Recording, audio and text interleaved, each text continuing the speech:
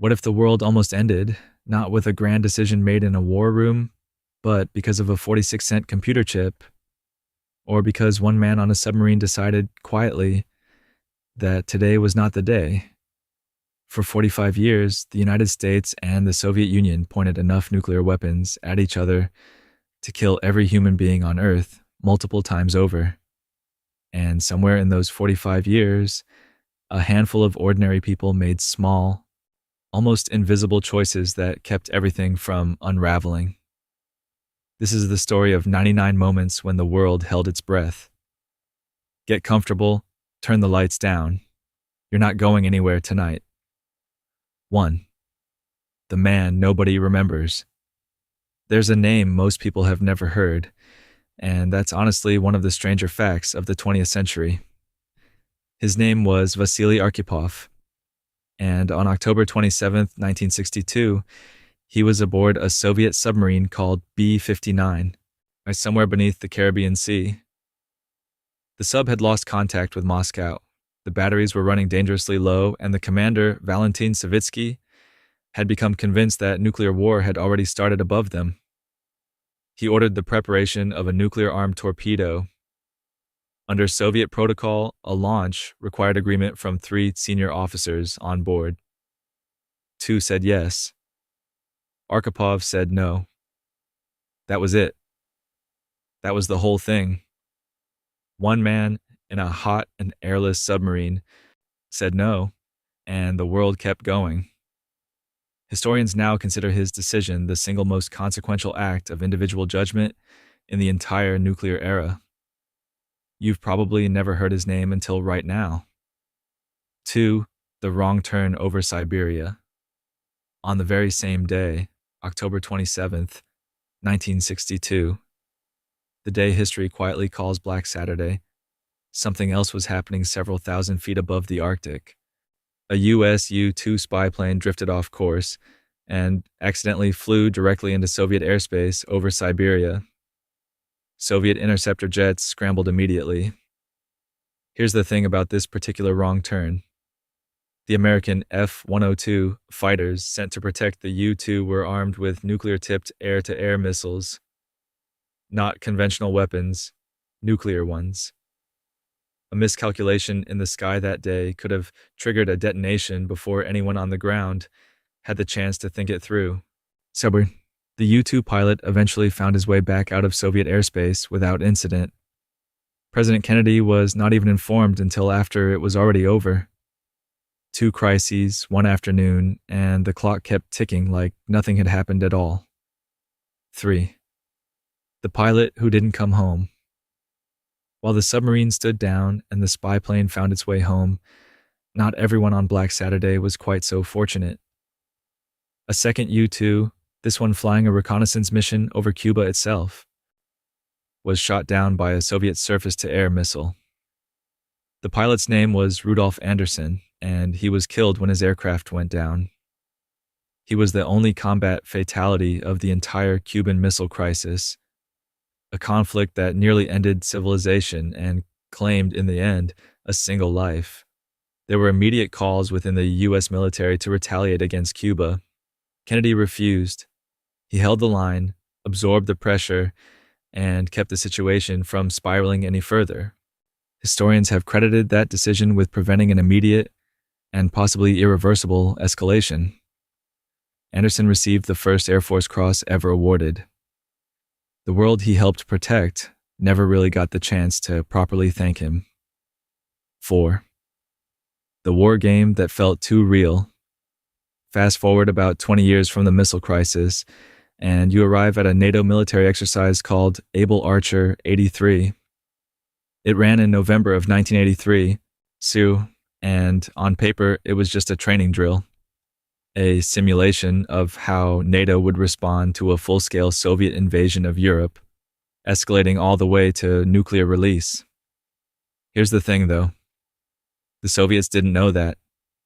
Soviet military intelligence had been running a program called Ryan, specifically designed to detect signs of a Western nuclear first strike.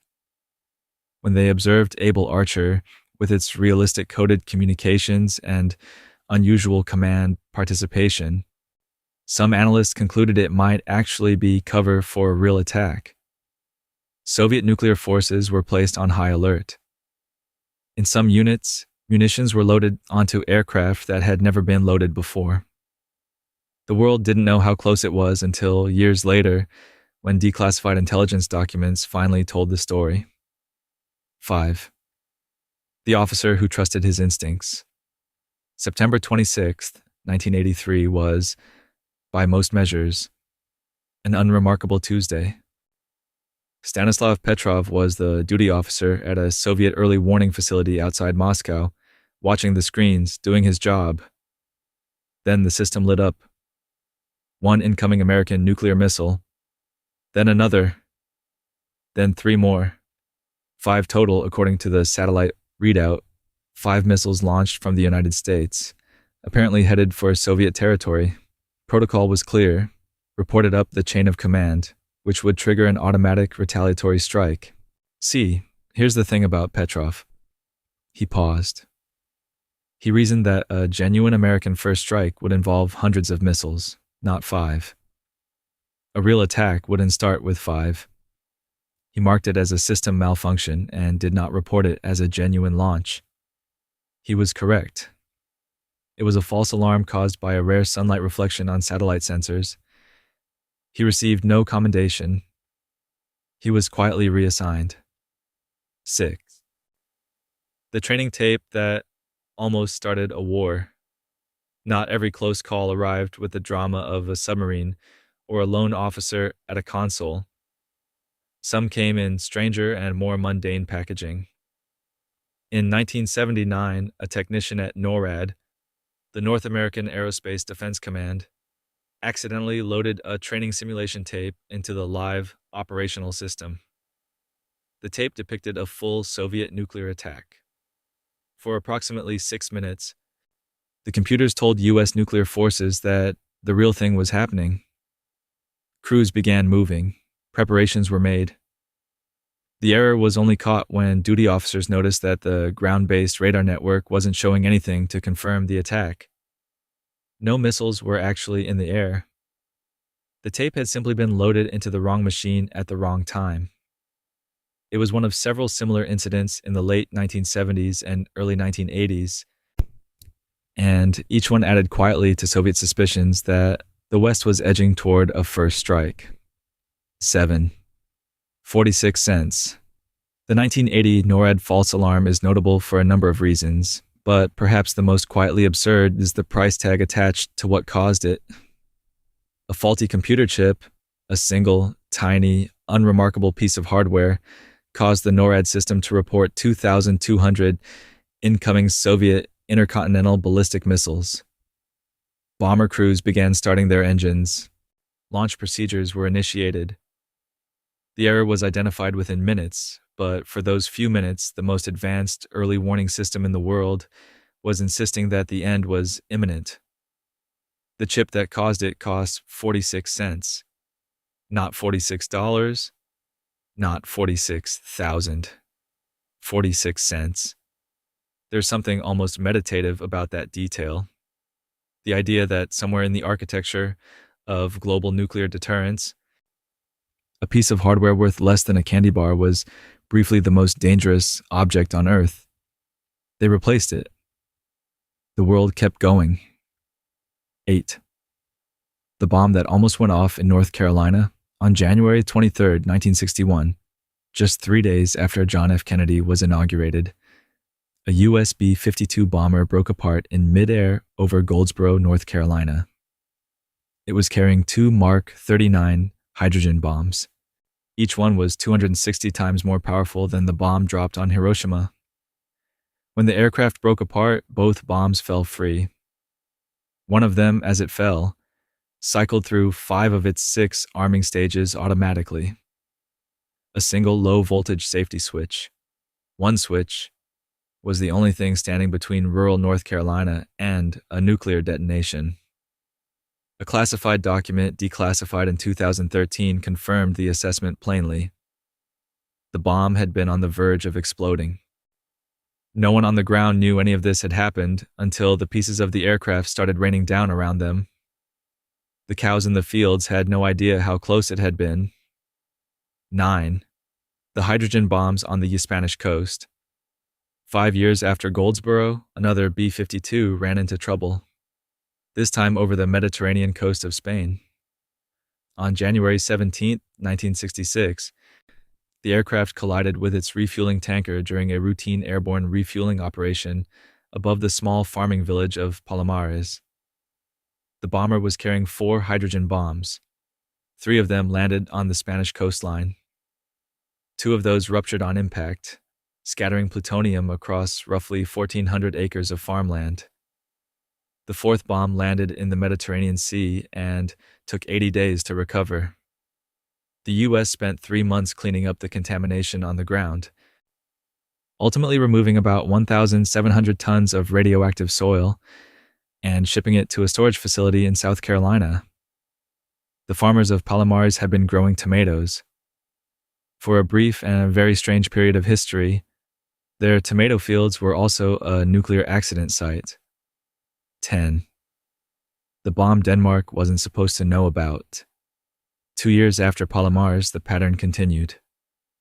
On January 21, 1968, AB-52 carrying 4 hydrogen bombs caught fire and crashed onto the sea ice near Thule Air Base in Greenland.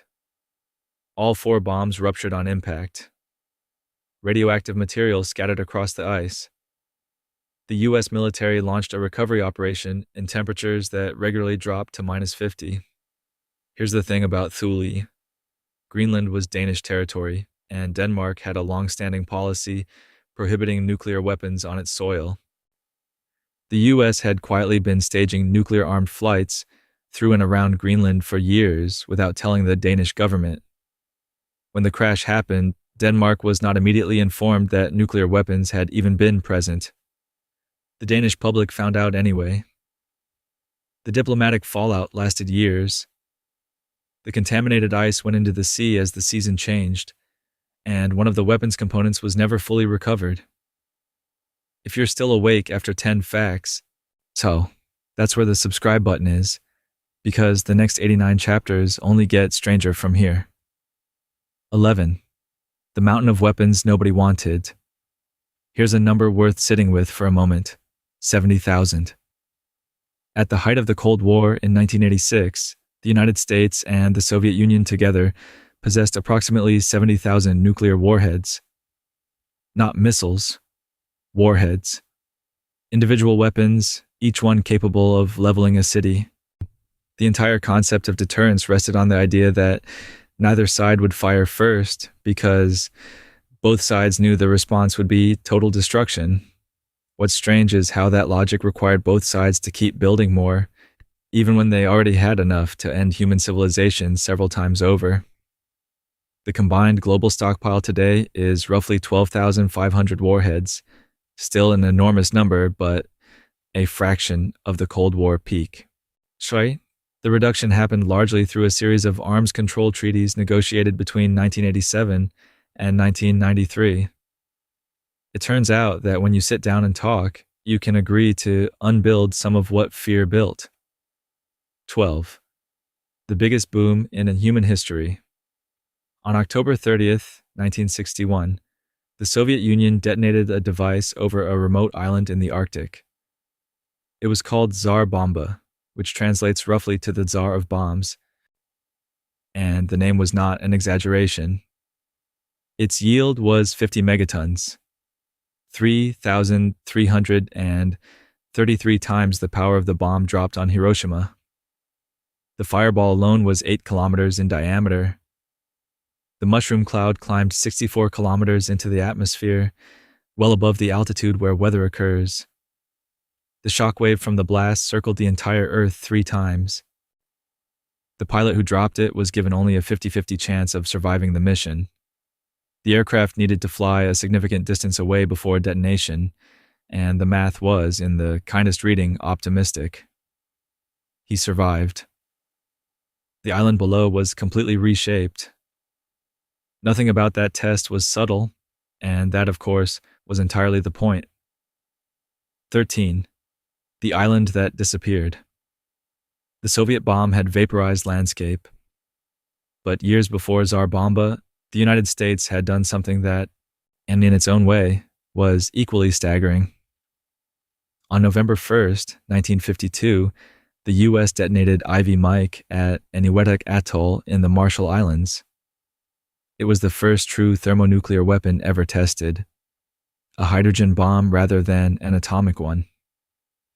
The explosion did not just flatten an island, it vaporized it. The island of Elujalab, which had existed in the Pacific for thousands of years, ceased to exist. In its place was a crater 1 mile wide and 200 feet deep, sitting under the ocean's surface where solid land had been that morning. Scientists watching from ships described a fireball unlike anything they had witnessed before. The entire exercise was presented publicly as a scientific test.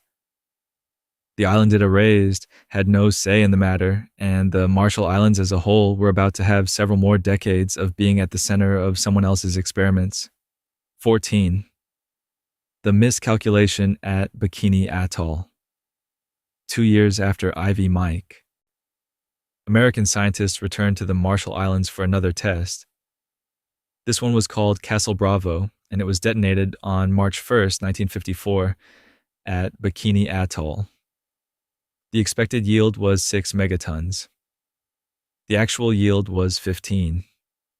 The weapon was 2.5 times more powerful than anyone had calculated, and that gap between expectation and reality had immediate and lasting consequences. Radioactive fallout contaminated roughly 7,000 square miles of the Pacific Ocean. A Japanese fishing vessel, the Lucky Dragon 5, was caught in the fallout zone. The crew was irradiated, and one crew member later died from radiation-related illness. The Marshallese people living on nearby islands were also exposed to dangerous levels of radiation. What followed was perhaps even more troubling. The U.S. government quietly began monitoring the health of those exposed Marshallese residents, treating the tragedy, in effect, as a data collection opportunity. 15. Satyini, the islands that couldn't come back. The Marshall Islands nuclear testing program ran from 1946 to 1958. In that period, the United States conducted 67 separate nuclear tests at Bikini and Eniwetok atolls. The people who had lived on those islands, the Marshallese, who had inhabited the atolls for generations, were displaced before the testing began.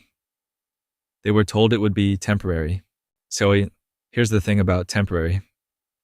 The U.S. government declared Bikini Atoll safe for return in 1968 and allowed residents to come back. Then in 1978, it was discovered that the food grown on the islands still carried dangerous levels of radiation. The Marshallese were evacuated again. The atoll remains too contaminated for permanent habitation today. Bikini Atoll is now a UNESCO World Heritage Site, formally recognized not for its beauty, though it has that, but as a testament to the dawn of the nuclear age and what it permanently cost. 16. The airlift that ran on 90-second intervals. In 1948, the Soviet Union made a calculated move. It blocked all ground access to West Berlin, cutting off the western-held portion of the city from supplies. The idea was to squeeze the Western powers out, to make the occupation too costly, too complicated to sustain. What happened instead became one of the more remarkable logistical achievements of the 20th century. The United States and Britain launched the Berlin airlift, flying supplies into the city entirely by air for 11 months. At the peak of operations, a supply aircraft was landing at West Berlin's airports every 90 seconds, around the clock. Coal, food, medicine, everything a city needed to survive, delivered by plane.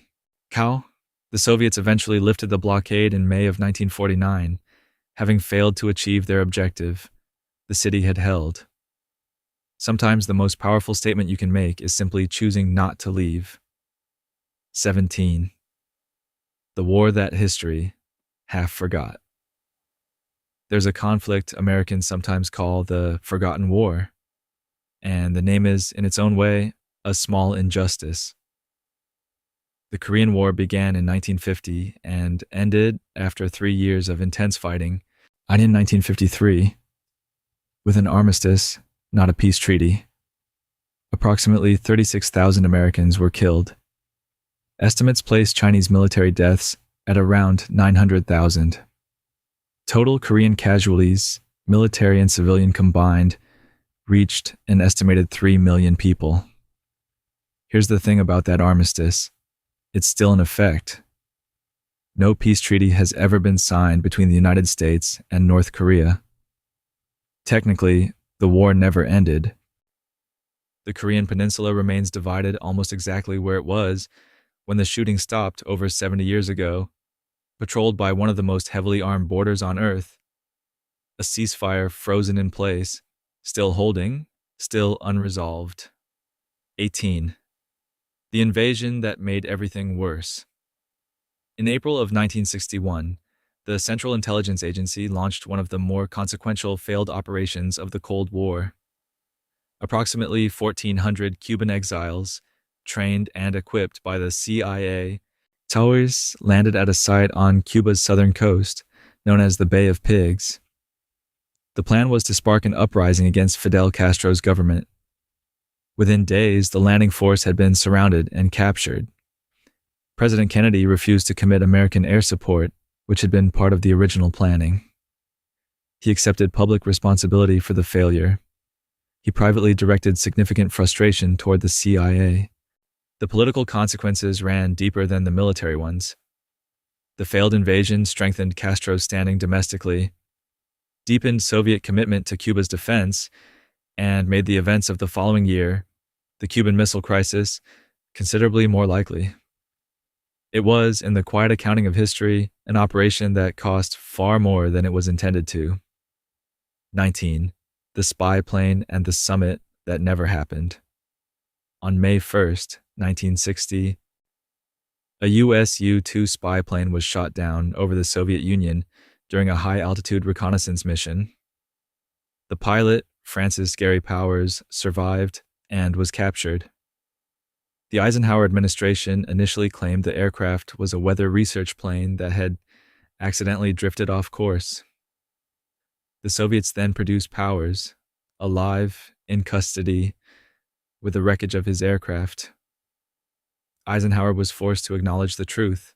Chite, the timing could not have been worse. A summit between Eisenhower and Soviet Premier Khrushchev had been scheduled in Paris just days later. Khrushchev arrived, delivered a sharp condemnation, and left. The summit collapsed. A potential diplomatic opening between the two superpowers dissolved because a cover story failed to hold.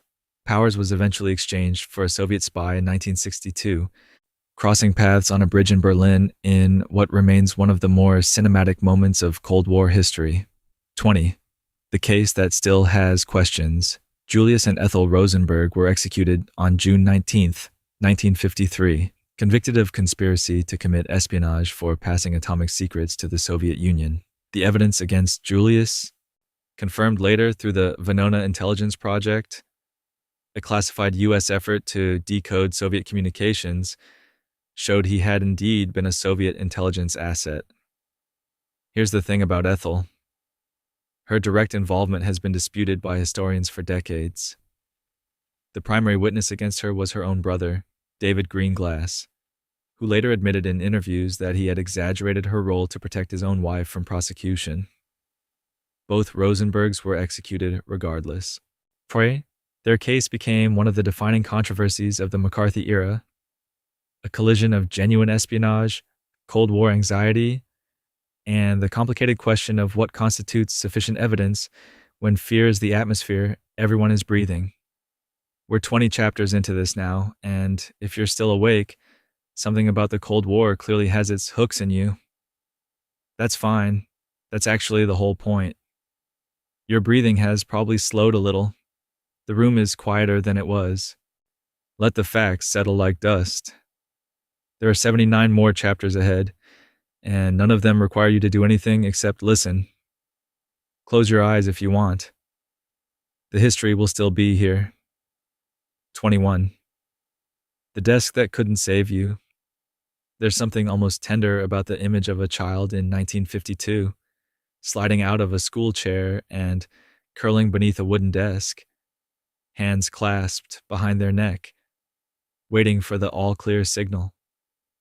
The program was called Duck and Cover, and it was official U.S. civil defense policy for most of the 1950s. Children across America practiced the drill regularly, in classrooms, in hallways, in gymnasiums. Here's the thing that the government quietly understood at the time. A wooden desk provided absolutely no protection against a nuclear weapon. Not even close. The drills were not designed to save lives in the event of an actual strike.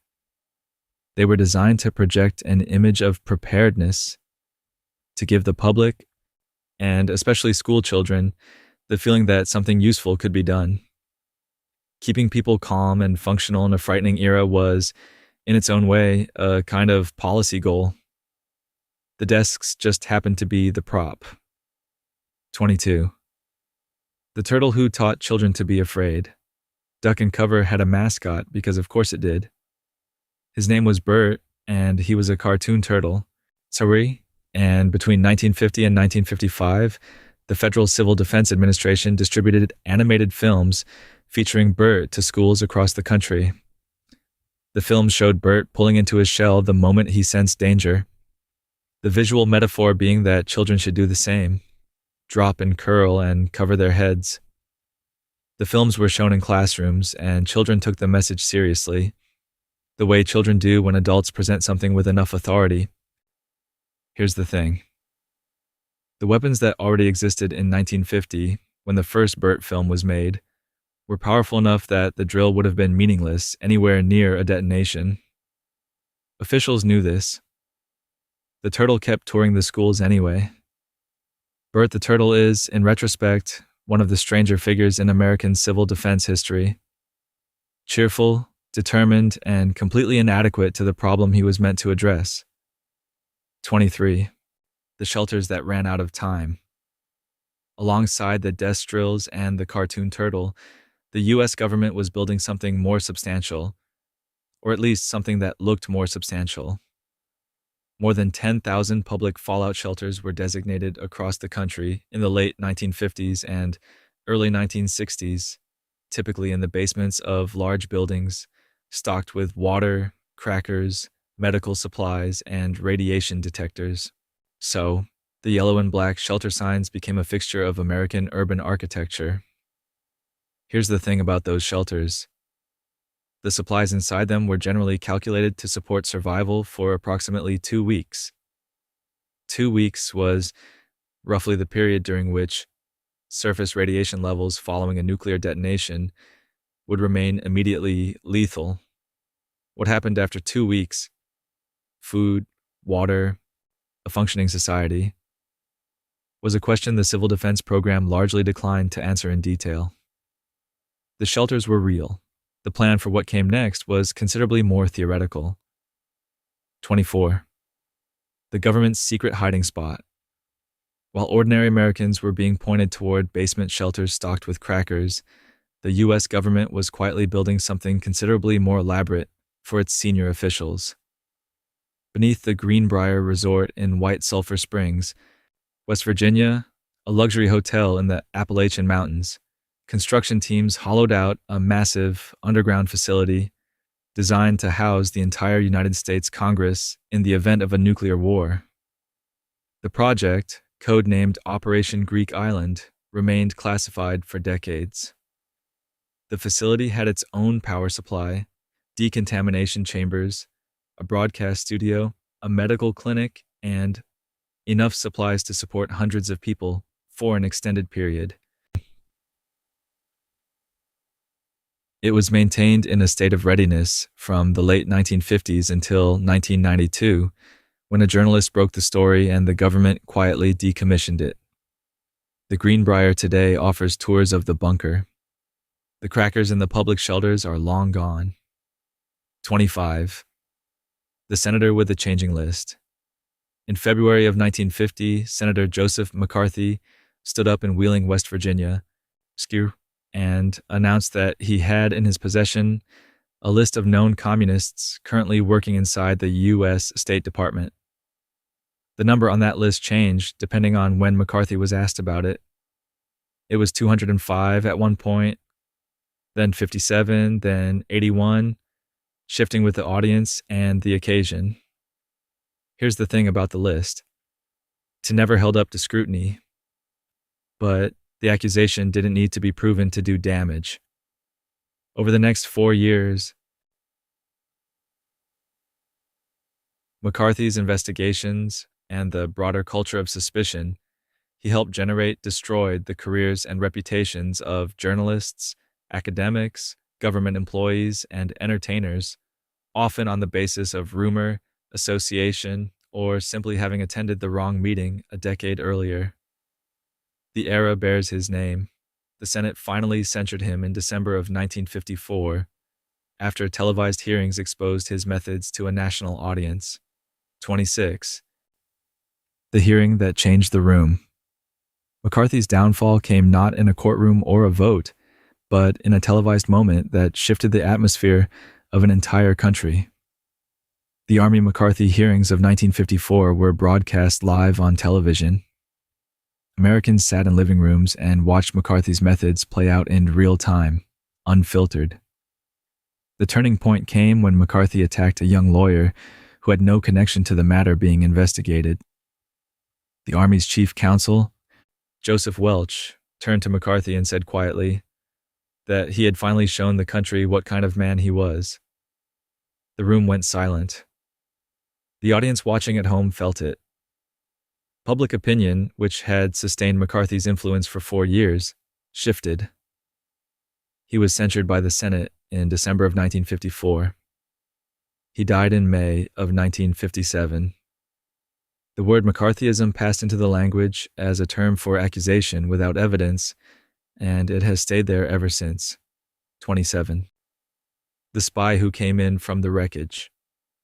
Francis Gary Powers spent nearly 2 years in Soviet custody after his U-2 was shot down in 1960. He was tried in Moscow, convicted of espionage, and sentenced to 10 years. 3 years in prison, followed by 7 years of hard labor. He served less than 2 years before the two governments quietly negotiated an exchange. On February 10, 1962, Powers crossed the Glienicke Bridge in Berlin, walking from the Soviet side toward the American side, as a Soviet intelligence officer named Rudolf Abel walked the other direction. It was a gray winter morning. Both men passed each other in the middle of the bridge without speaking. Powers came home to a complicated reception. Some felt he should have activated his aircraft's self-destruct mechanism or used the suicide pin he'd been issued rather than be captured. He spent years quietly pushing back against that characterization. He died in a helicopter crash in 1977. 28. The brothers who ran the Cold War. For much of the 1950s, American foreign policy was shaped in significant part by two brothers sitting at the top of two of the country's most powerful institutions. John Foster Dulles served as Secretary of State under Eisenhower. His brother Allen Dulles ran the Central Intelligence Agency. The arrangement was, to put it mildly, unusual. Two siblings coordinating the overt and covert faces of American foreign policy simultaneously. Allen oversaw the CIA during some of its most consequential and controversial operations, including the coup in Iran in 1953 and the coup in Guatemala in 1954. John Foster articulated the policy of massive retaliation, the doctrine that the U.S. would respond to Soviet aggression with overwhelming nuclear force. The two brothers shaped a decade of Cold War strategy. John Foster died in office in 1959. Allen was fired by Kennedy after the Bay of Pigs. 29. The coup in the Orchard. In 1953, the CIA and British intelligence jointly engineered the removal of Iran's democratically elected Prime Minister, Mohammad Mossadegh. The operation was called Ajax on the American side and Boot on the British side. Mossad had nationalized Iran's oil industry, SETE, which had previously been controlled largely by British interests. The coup restored Shah Mohammad Reza Pahlavi to full power. Here's the thing about that intervention. Its consequences stretched far beyond the 1950s. The Shah's government, increasingly authoritarian over the following decades, generated the conditions that led to the Iranian Revolution of 1979. The revolution brought to power a government deeply hostile to the United States. Shari, the CIA, acknowledged its role in the 1953 coup publicly in 2013, 60 years after the fact. The orchard that gets turned over in spring rarely looks the same by autumn. 30. The quiet coup in Guatemala. 1 year after Iran, the CIA ran a similar operation in Central America. Guatemala's democratically elected president, Jacobo Arbenz, had implemented land reform policies that affected holdings owned by the United Fruit Company, a U.S. corporation with significant political connections in Washington. In 1954, a CIA-organized operation called PBSUCCESS used a combination of psychological operations, a small armed force, and strategic air support to destabilize the Arbenz government. Arbenz resigned and went into exile. The military government that followed reversed the land reforms. So, here's the thing about framing. The operation was presented publicly as a victory against communist influence in the Western Hemisphere. Historians have since noted that the evidence of Soviet involvement in Guatemala at the time was thin. The country experienced decades of civil conflict in the years that followed. The United Fruit Company kept its land for a while longer. 31. The wall that went up overnight. On the night of August 12th into the 13th, 1961, East German workers began laying barbed wire along the border between East and West Berlin. By morning, the first barrier was in place. Within days, construction crews were replacing the wire with concrete. The Berlin Wall was born not from weeks of planning visible to the world, but from a decision executed in darkness, and the speed of it caught Western governments genuinely off guard. The wall was built not to keep Westerners out. It was built to keep East Germans in. In the years before the wall, roughly 3 million East Germans had crossed into the West, including doctors, engineers, and teachers. The East German government could not afford to keep losing. Here's the thing about walls. This one worked in the narrow sense that the exodus largely stopped. It also became the most visible symbol of everything the Cold War represented, standing for 28 years before one strange evening undid it all. 32. The tunnels under the divide. While the Berlin Wall stood above ground as the most photographed symbol of Cold War division, underneath the city, a quieter kind of operation had been running for years before the wall even existed.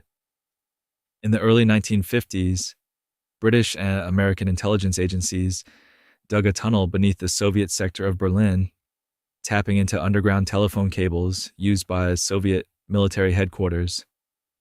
The operation, codenamed Gold by the Americans and Stopwatch by the British, gave Western intelligence access to Soviet communications for nearly a year. Here's the thing about secrets. The Soviets knew about the tunnel almost from the beginning. A British intelligence officer named George Blake, who had been involved in planning the operation, was a Soviet double agent and had informed Moscow before the first shovel hit the dirt. The Soviets let the tunnel run for months to avoid exposing Blake. Sausch then staged a seemingly accidental discovery in April of 1956. 33. The network behind the curtain. George Blake wasn't the only intelligence officer of the Cold War era whose loyalties ran in an unexpected direction. The Cambridge Five, a group of British intelligence and government officials recruited by Soviet intelligence, while students at Cambridge University in the 1930s, passed secrets to Moscow for decades. Kim Philby, the most damaging of the five, always rose to become head of the anti-Soviet section of British intelligence, a position that gave him direct access to the most sensitive Western operations against the USSR. He passed information about agents being sent into Soviet territory, and many of them were arrested or killed as a result. Philby defected to Moscow in 1963 after coming under renewed suspicion. He lived there until his death in 1988, reportedly spending his later years bored, drinking heavily, and deeply ambivalent about the choices that had shaped his life. 34. The American who chose the other side. It wasn't only the British who produced intelligence officers with complicated allegiances. Aldrich Ames worked for the CIA for over 30 years, eventually becoming chief of the Soviet counterintelligence section, essentially the person responsible for catching Soviet spies inside the CIA. Beginning in 1985, he began selling information to the Soviet Union. Here's the thing about Ames. His motivation was largely financial. He was in debt. The KGB paid him well. Over the next 9 years, he provided Moscow with the identities of virtually every CIA asset operating inside the Soviet Union. At least 10 of those individuals were executed. The CIA identified him as a likely mole in 1993 and arrested him the following year. His case prompted a significant internal review of how the agency handled counterintelligence and raised uncomfortable questions about how long the signs had been visible before anyone acted on them.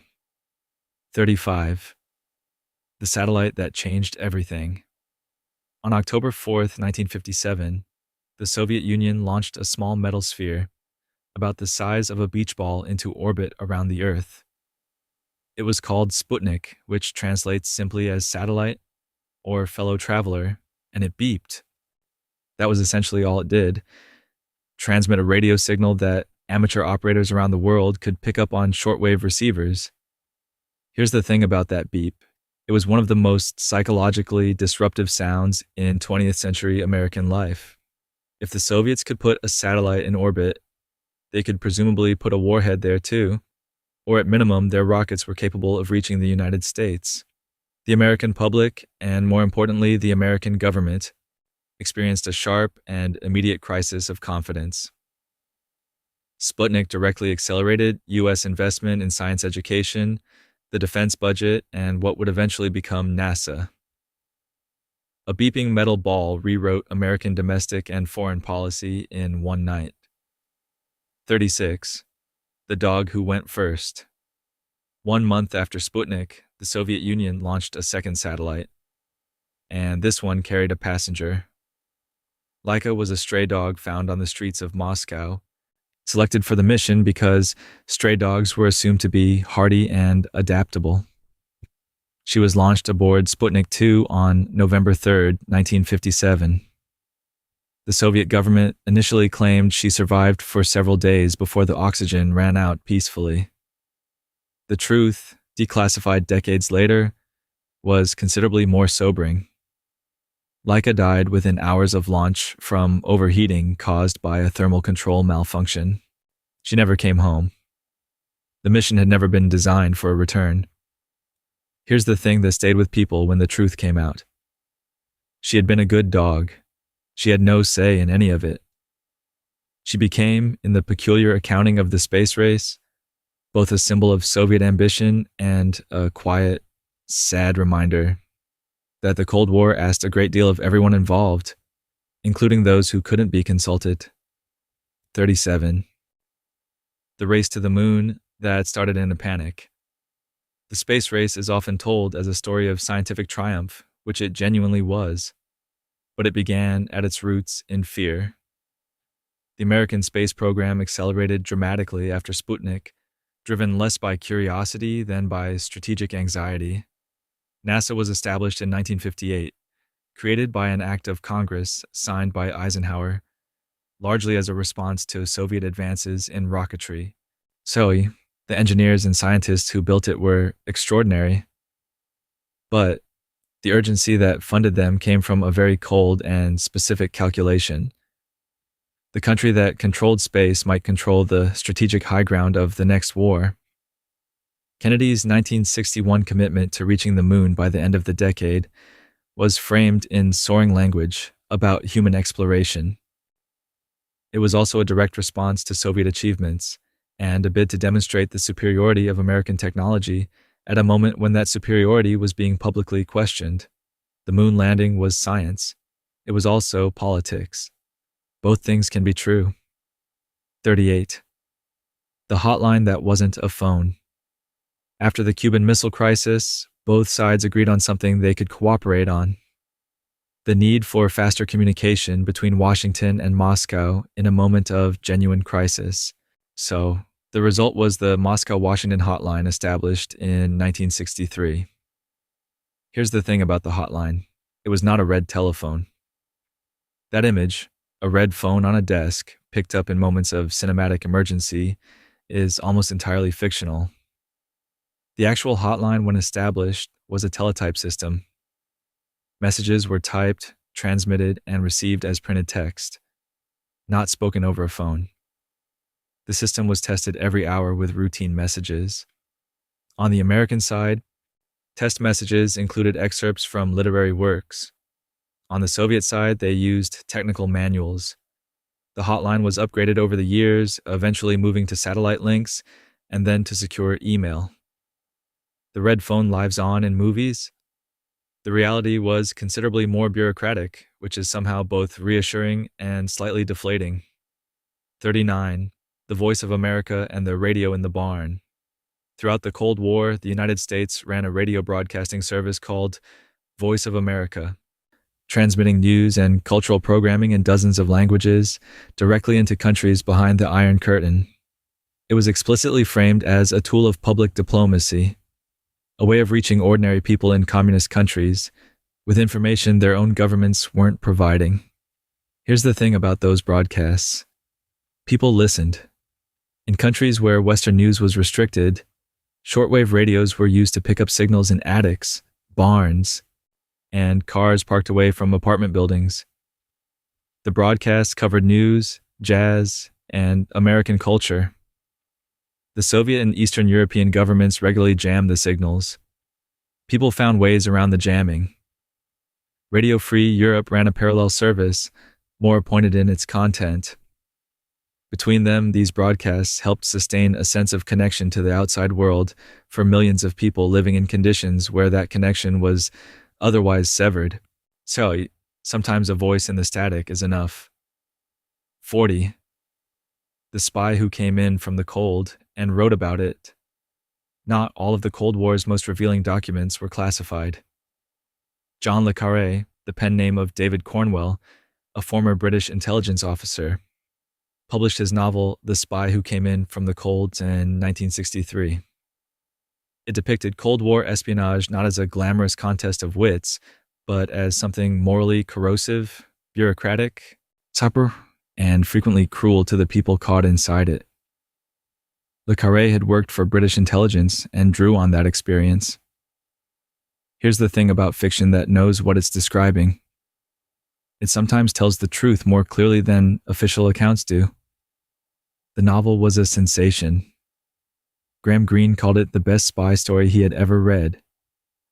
It shifted the popular image of intelligence work permanently and away from the polished confidence of James Bond and toward something grayer and more honest.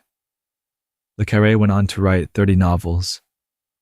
The Cold War gave him a great deal of material, and he used all of it with considerable care. 40 chapters in, and here we are. Still going, still breathing. If you've made it this far, your body has probably already made a very sensible decision about tonight. The blanket is warmer than it was. The room is softer. You don't have to follow every word now. Just let them drift past, one fact at a time, like slow water. There are 59 more chapters ahead, and none of them are going anywhere without you. 41. The letters that never got sent. During the tensest days of the Cuban Missile Crisis, both Kennedy and Khrushchev were exchanging messages through official diplomatic channels. But the most important communication between them may have been the one that operated slightly outside those channels. On October 26, 1962, Khrushchev sent Kennedy a long, unusually personal letter, rambling, emotional, and direct, in a way that formal diplomatic correspondence rarely was. He described the situation as a knot pulled tight from both ends and suggested that if neither side kept pulling, it could be untied. Kennedy's advisors recognized the tone as genuine and counseled responding to its spirit rather than its technicalities. And here's the thing about that letter. It arrived before a second, harder message came the following morning. Kennedy's team chose to respond to the first letter and quietly set the second one aside. That selective reading, treating the softer message as the real one, helped create the opening that allowed both sides to step back from the edge. 42. The submarines nobody talks about. The Cuban Missile Crisis is usually discussed in terms of missiles, photographs, and tense meetings in Washington. So, what gets less attention is the fleet of 4 Soviet submarines operating in the Caribbean during those same 13 days, each carrying a nuclear-armed torpedo. The submarines had been sent before the crisis fully developed and had lost contact with Moscow as the confrontation escalated. The crews had no reliable information about whether war had started. They were operating on old instructions in deteriorating conditions: low batteries, rising heat, dwindling air. B-59, the submarine where Vasili Arkhipov made his decision, was one of 4. The others came close to similar situations. Here's the thing about deterrence. It assumes that everyone involved knows what is happening and is operating rationally on complete information. Those submarines were proof that, in a real crisis, neither assumption holds. 4 nuclear weapons were being carried through the Caribbean by exhausted men who didn't know if the world above them was still intact. 43. The photograph that started a crisis. Before the diplomacy and the submarines and the letters, there was a photograph. On October 14, 1962, a US U-2 spy plane flying over Cuba captured images that analysts at the CIA spent the following day examining with unusual care. What they identified in those photographs were the unmistakable components of Soviet medium-range ballistic missile sites under construction, launch pads, equipment, and patterns of activity that matched Soviet missile installations the analysts had seen before. Kennedy was briefed on October 16th. He convened a small secret advisory group that would meet for the next 13 days without the public knowing any of it was happening. Here's the thing about that photograph. It gave the United States roughly 2 weeks of advance knowledge before the sites became operational. That window, narrow, fragile, and entirely dependent on a clear day over Cuba, was the margin within which all the diplomacy happened. A cloud cover that morning might have changed everything. 44. The blockade that wasn't called a blockade. When Kennedy addressed the American public on October 22, 1962, he announced that the United States would establish a naval quarantine around Cuba to prevent Soviet ships from delivering additional weapons. The word chosen, quarantine, was deliberate and carefully lawyered. Under international law, a blockade is an act of war. A quarantine is not, or at least its legal status is considerably more ambiguous. Here's the thing about that word choice. It mattered.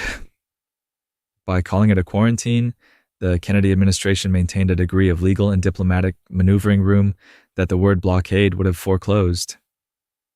Soviet ships approaching Cuba were stopped and inspected. Moe's turned back before reaching the quarantine line. One, carrying industrial equipment rather than weapons, was allowed to pass.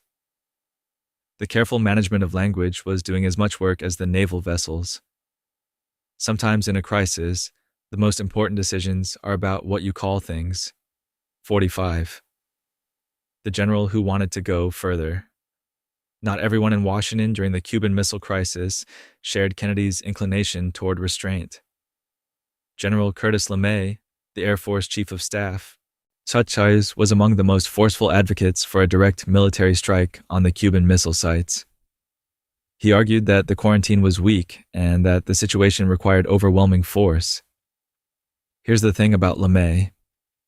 He had spent his career in a world where decisive, immediate action was the correct response to a threat. He was deeply experienced, genuinely formidable, and operating from a framework that had served the country well in the Second World War. Kennedy listened to his counsel and rejected it. LeMay reportedly called the peaceful resolution of the crisis the worst defeat in American history. Kennedy privately expressed relief that people like LeMay were not making the final decisions. Both men believed they were serving the country. They had simply arrived at entirely different conclusions about what serving it required. 46. True, the deal nobody announced. The Cuban Missile Crisis ended publicly with the Soviet Union agreeing to remove its missiles from Cuba in exchange for a U.S. pledge not to invade the island. That was the version announced to the world. Here's the thing about what wasn't announced. There was a second part of the agreement. The United States also quietly agreed to remove its Jupiter ballistic missiles from Turkey, which had been positioned there facing the Soviet Union. This part of the deal was kept secret at the time, partly because it looked like a concession to Soviet pressure, which would have been politically uncomfortable, and partly because the Turkish government had not been consulted. The Jupiter missiles in Turkey were removed several months later, described publicly as a routine decommissioning. The full terms of the arrangement weren't publicly confirmed for decades. Both sides got something. Only one side got to talk about it. 47. The arms that kept moving. While the headline weapons of the Cold War were nuclear, much of the actual violence of the era was conducted through conventional arms flowing from both superpowers to their respective clients around the world. The United States and the Soviet Union supplied weapons, training, and funding to governments and insurgent groups on every inhabited continent, supporting their preferred side in local conflicts that were simultaneously genuinely local and thoroughly global. Vietnam, Angola, Afghanistan, Nicaragua, Korea, the Horn of Africa. The Cold War had a presence in all of them, expressed not through direct superpower confrontation, but through the arms that arrived in crates and the advisors who showed up alongside them. Here's the thing about proxy wars. The superpowers absorbed almost none of the casualties. The countries where the fighting happened absorbed almost all of them. The Cold War killed very few Americans or Soviets directly. It was considerably less gentle to everyone else. 48. The War in the Jungle. Few Cold War proxy conflicts left a longer shadow over American life than Vietnam. The United States' military involvement escalated gradually through the late 1950s and early 1960s, framed consistently as an effort to prevent communist expansion in Southeast Asia. By its peak in 1969, more than 500,000 U.S. military personnel were serving in Vietnam. The war lasted, in terms of direct U.S. combat involvement, from the early 1960s to 1973. Approximately 58,000 Americans were killed. Estimates of Vietnamese deaths, military and civilian, north and south, range into the millions.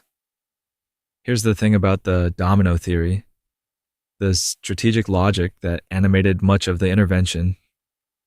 Vietnam fell to communist government in 1975, and the neighboring dominoes, Thailand, Malaysia, Indonesia, did not follow. The theory that had shaped a generation of American foreign policy did not survive contact with the actual outcome. 49. The papers that changed the conversation. In 1971, a Defense Department analyst named Daniel Ellsberg leaked a classified 47-volume study to the New York Times and the Washington Post. The study, which became known as the Pentagon Papers, had been commissioned by Defense Secretary Robert McNamara and documented the history of U.S. involvement in Vietnam from the Truman administration through the Johnson years. What the papers revealed was a sustained pattern of government statements about the war that did not match the internal assessments officials were making privately. The Nixon administration sought to block publication through the courts. The Supreme Court ruled in favor of the newspapers. The papers were published.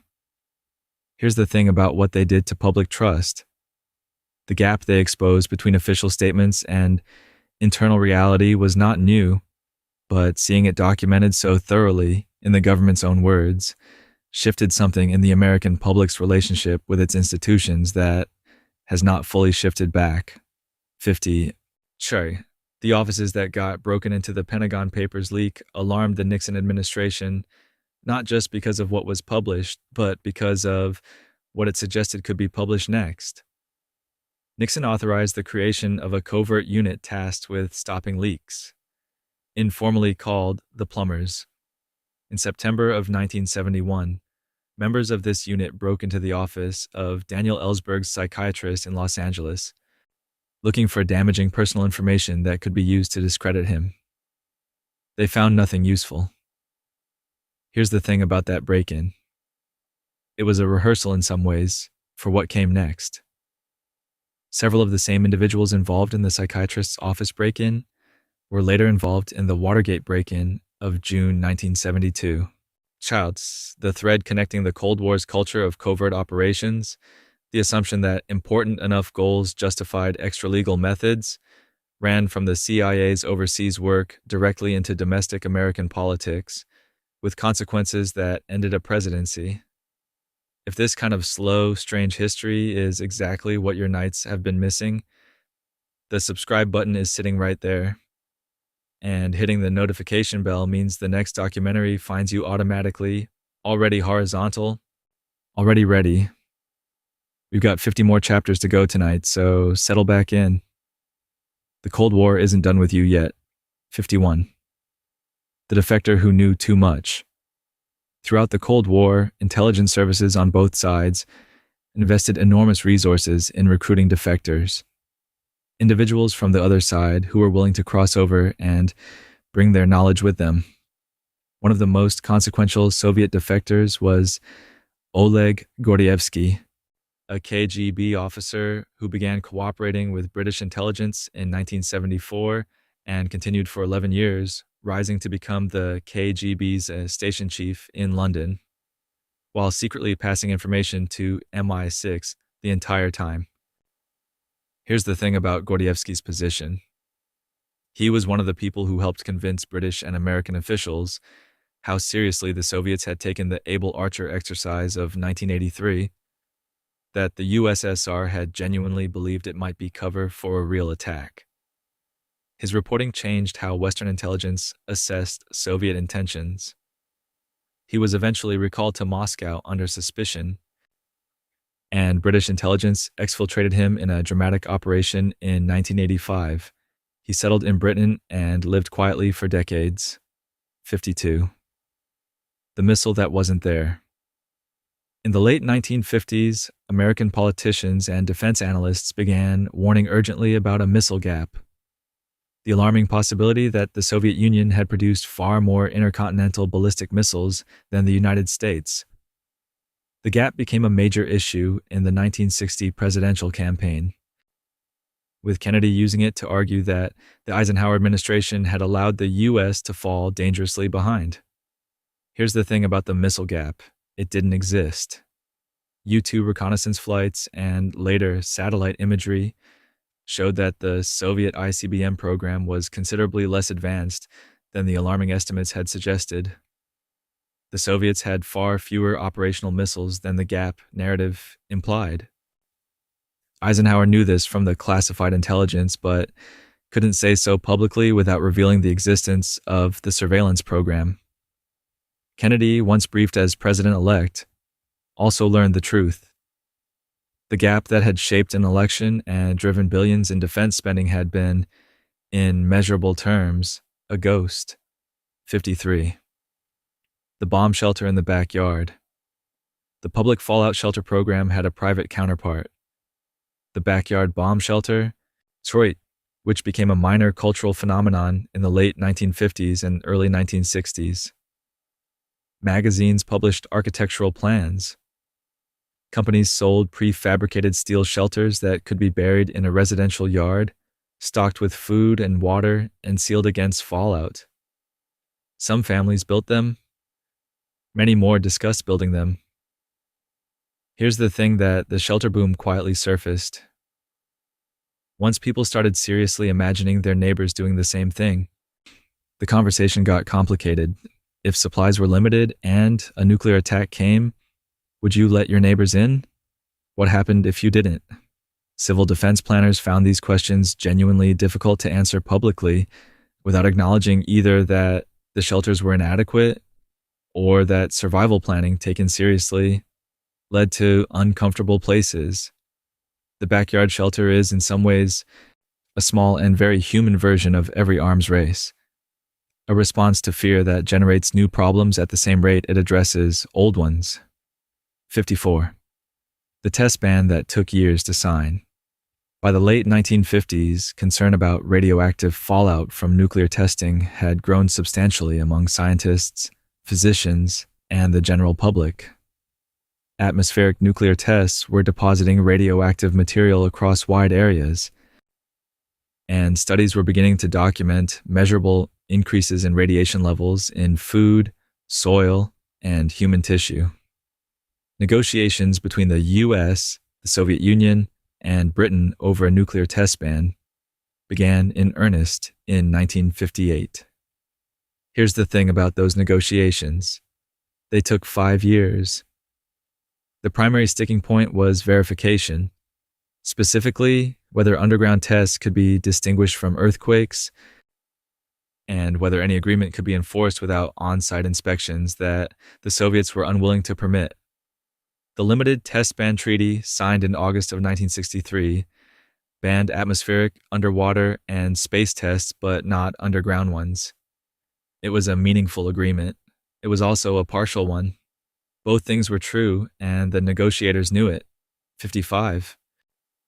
The Doctor Who counted the bones. One of the more quietly devastating research projects of the Cold War era was the Baby Tooth Survey, launched in 1958 by a group of researchers in St. Louis.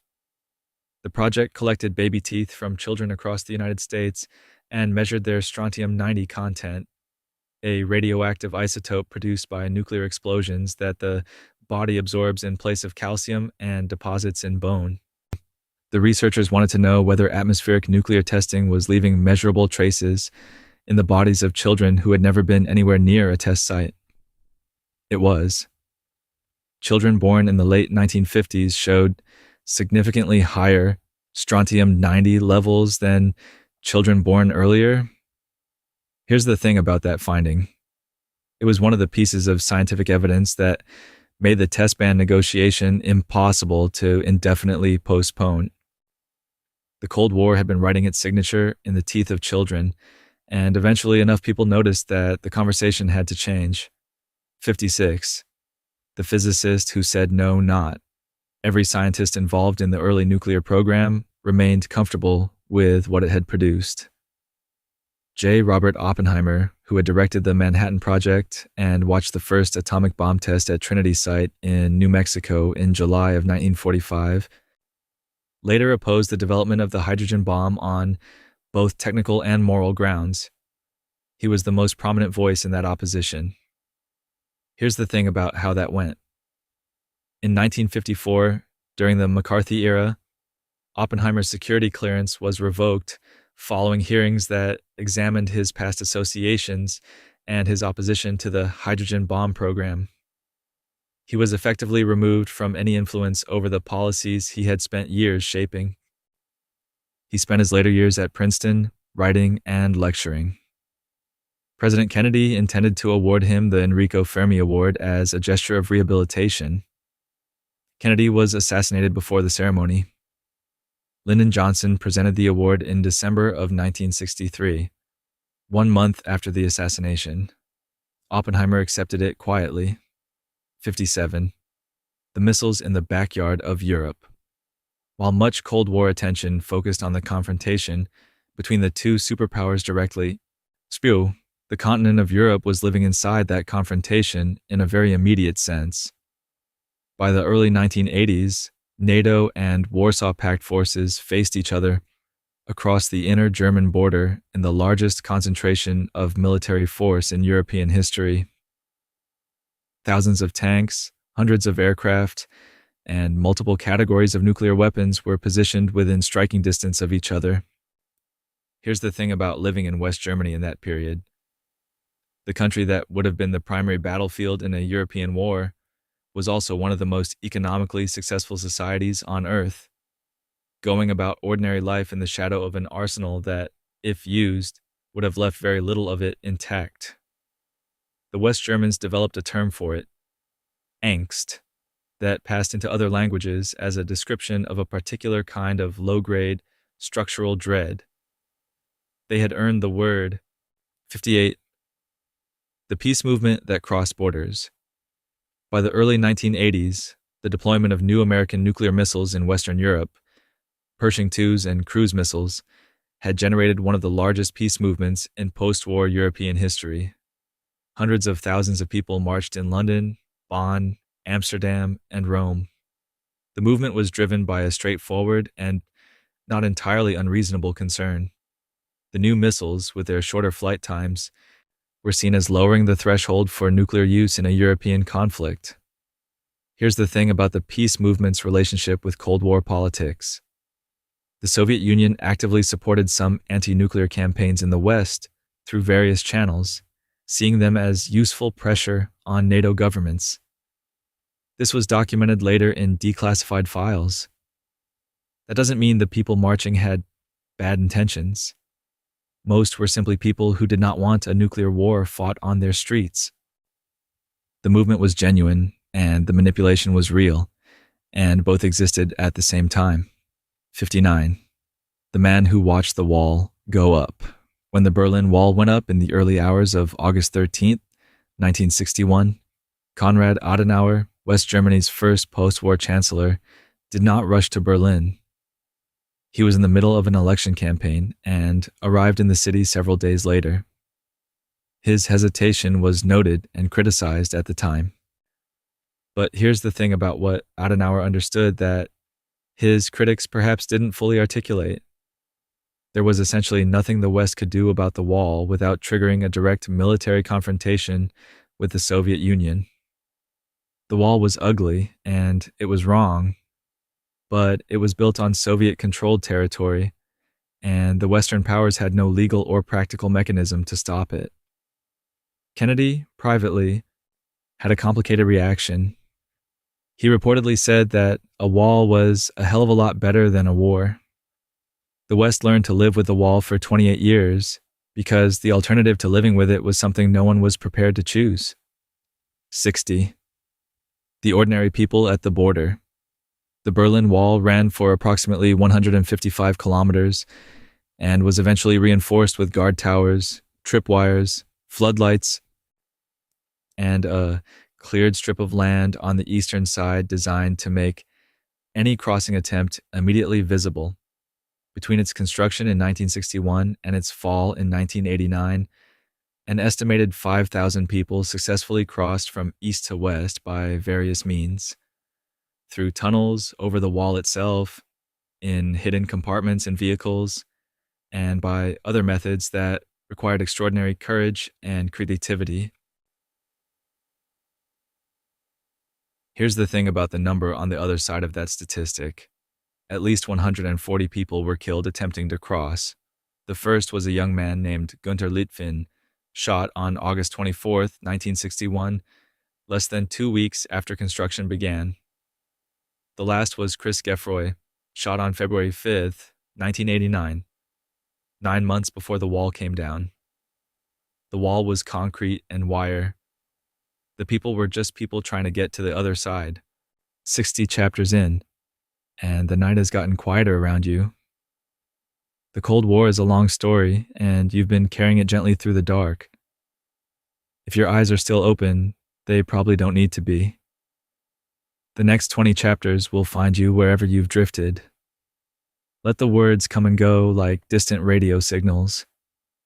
You don't have to catch everyone, just rest. We're not done yet, but you don't have to be awake to hear the rest of it. 61. The ideology that traveled by pamphlet. Long before satellites and radio signals carried competing worldviews across borders, the Cold War was fought in print. Both superpowers invested heavily in publishing. Books, magazines, pamphlets, and journals distributed in friendly and neutral countries to shape how people understood the conflict. The CIA covertly funded literary magazines, translation projects, and cultural organizations through a program called the Congress for Cultural Freedom, established in 1950. Here's the thing about that program. Many of the writers and intellectuals who participated had no idea their work was being subsidized by American intelligence. When the funding was exposed by journalists in 1967, it created a significant rupture in the relationship between the American government and the liberal intellectual community it had been trying to cultivate. The irony was genuine. A program designed to demonstrate the freedom of Western culture had been operating quietly as a managed project all along. 62. The Olympics that became a scoreboard. The Cold War had a habit of turning everything into a contest, and the Olympic Games were no exception. From the Soviet Union's first Olympic participation in Helsinki in 1952 onward, the medal count became a proxy measure of systemic superiority, communist planning versus capitalist individualism, expressed in gold, silver, and bronze. Both governments invested heavily in athletic programs. The Soviets developed a state-sponsored sports system that identified and trained elite athletes from childhood. Here's the thing about the scoreboard logic. It eventually led both sides to behaviors that undermined the thing they were supposedly celebrating. The Soviet bloc doping programs of the 1970s and 80s were systematic and state-directed. The US-led boycott of the 1980 Moscow Olympics and the Soviet-led counter-boycott of the 1984 Los Angeles Games meant that for 2 consecutive Olympics, the world's best athletes competed without half the world watching. The Games survived it. The Cold War logic that produced it did not cover anyone in glory. 63. Chauf, the miracle on ice that meant more than hockey.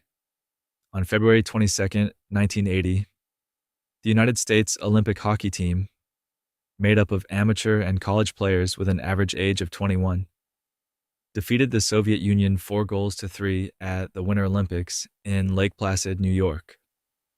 The Soviet team had dominated international hockey for years, and most observers considered the outcome essentially predetermined. So, here's the thing about what the game meant in context. The United States in early 1980 was in a particular kind of national mood. The Iran hostage crisis was ongoing. The economy was struggling. The Soviet Union had invaded Afghanistan 2 months earlier. The hockey game arrived into all of that, and the result hit the country in a place that had nothing to do with hockey. Broadcaster Al Michaels' question at the final buzzer, asking if people believed in miracles, was answered immediately and loudly by everyone watching. Sports and geopolitics don't always intersect so cleanly. That night, they did. 64. The invasion that bled an empire. In December of 1979, the Soviet Union sent troops into Afghanistan to support a communist government that was losing control of the country. It was presented as a limited intervention. It lasted 9 years. Here's the thing about what happened in between. The United States, through the CIA, and in coordination with Pakistan and Saudi Arabia, covertly funded, armed, and trained Afghan resistance fighters, the Mujahideen, in one of the largest covert operations of the Cold War. The program, eventually called Operation Cyclone, supplied billions of dollars worth of weapons and support. So, the Soviets found themselves fighting an insurgency in difficult terrain against well-supplied opponents who had no interest in conventional battlefield engagement. Soviet casualties mounted steadily. The last Soviet troops withdrew in February of 1989. The intervention is now widely compared to the American experience in Vietnam, a superpower discovering at considerable cost the limits of what military force can accomplish in a country that doesn't want it there. 65. Show the weapons that came back.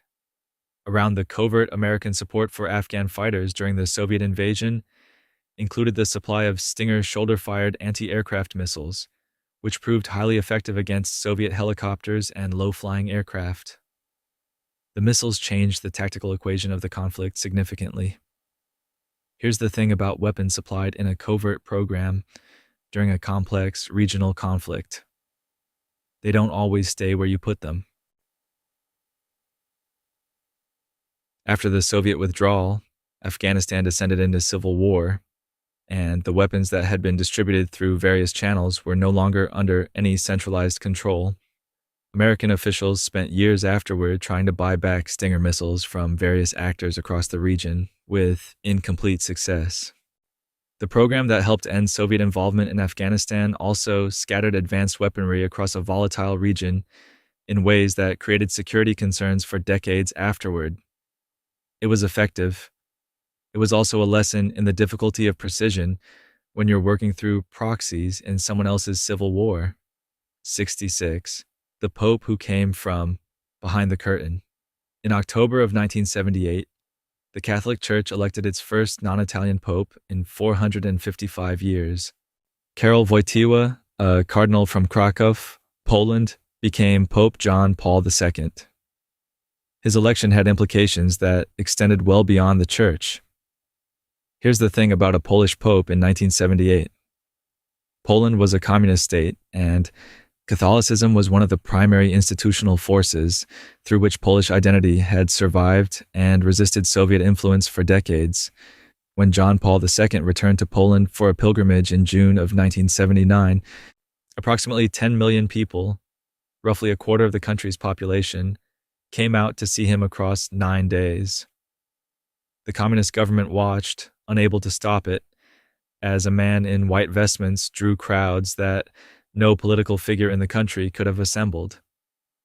The visit is credited by many historians with energizing the conditions that led to the Solidarity movement the following year. 67. The union that wasn't about wages alone. In August of 1980, workers at the Lenin shipyard in Gdansk, Poland, went on strike. The immediate triggers were economic, price increases, and the dismissal of a popular worker.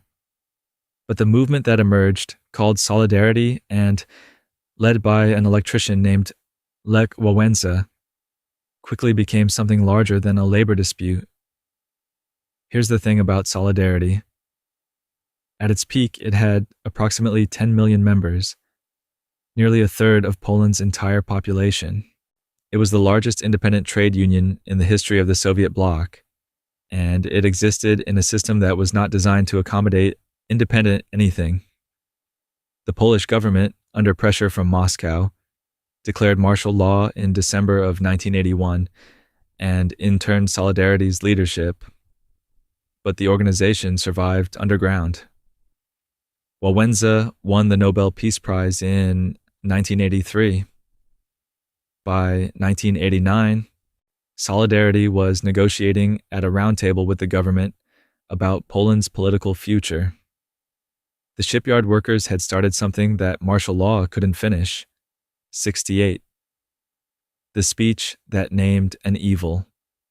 On March 8, 1983, President Ronald Reagan addressed the National Association of Evangelicals in Orlando, Florida, and referred to the Soviet Union as an evil empire.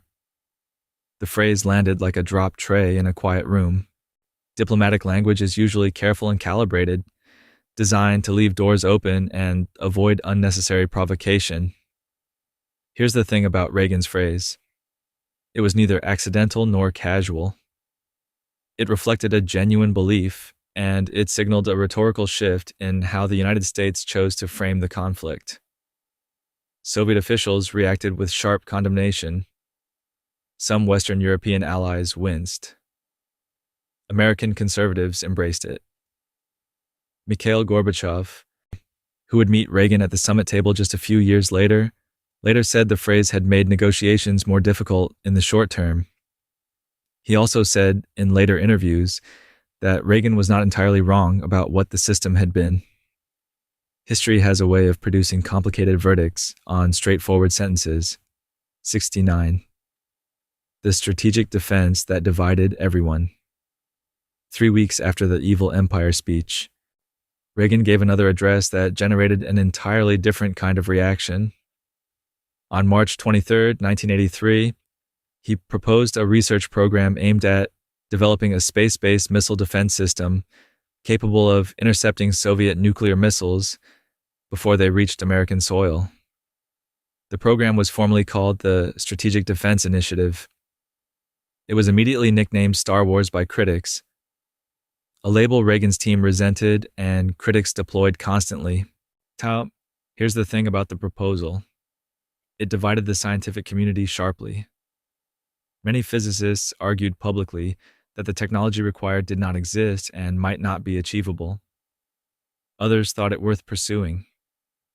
The Soviets took it seriously enough to factor it heavily into arms negotiations, concerned that a functional American missile shield would negate their deterrent capability. The program spent billions over the following decades. A fully functional version of what Reagan described in 1983 has never been built. 70.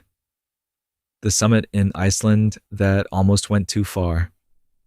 In October of 1986, Reagan and Gorbachev met in Reykjavik, Iceland, for what was intended to be a preliminary meeting to prepare for a formal summit. What happened instead was one of the stranger and more dramatic episodes in Cold War diplomacy. The two leaders came remarkably close to agreeing to eliminate all nuclear weapons, a proposal so sweeping that their own advisors were struggling to keep up with where the conversation was going. Here's the thing about how it ended. It collapsed over a single issue. Reagan refused to agree to confine his Strategic Defense Initiative research to the laboratory for 10 years, which Gorbachev had made a condition of the broader agreement. The two men left Reykjavik without a deal. Both appeared visibly shaken afterward. The meeting is simultaneously remembered as a near breakthrough and a near miss, depending on how you read it. Two men who briefly held something extraordinary in their hands and found they couldn't quite agree on how to hold it together. 71. The treaty that actually worked. Despite Reykjavik's incomplete ending, its conversations fed directly into something concrete. In December of 1987, Reagan and Gorbachev signed the Intermediate Range Nuclear Forces Treaty in Washington, the first arms control agreement in history to actually eliminate an entire category of nuclear weapons, rather than simply capping or limiting them. Medium and shorter-range ground-launched missiles were to be destroyed, not stored or reassigned.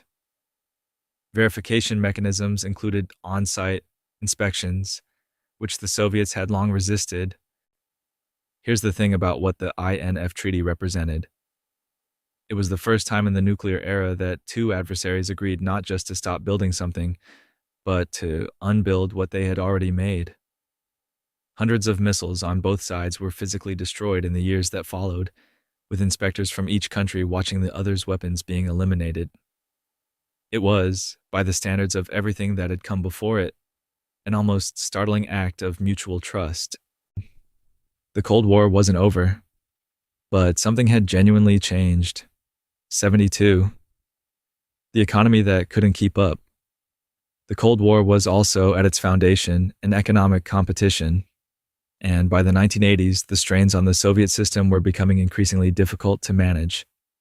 Military spending consumed an estimated 15 to 20% of Soviet GDP, a proportion that no peacetime economy could sustain indefinitely without sacrificing something. Consumer goods were scarce. Technological development in civilian sectors lagged badly behind the West. Agricultural production was chronically insufficient.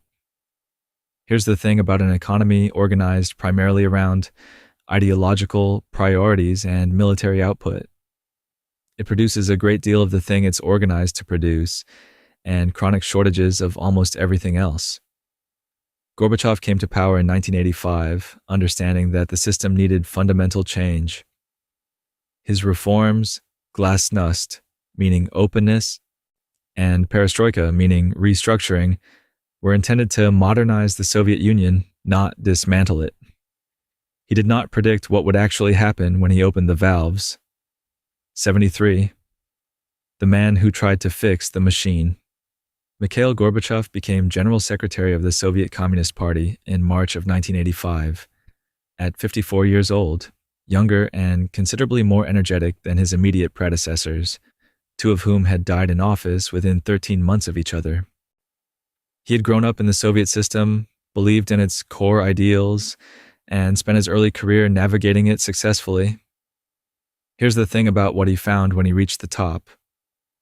The internal picture was considerably worse than the external presentation suggested. Corruption was widespread.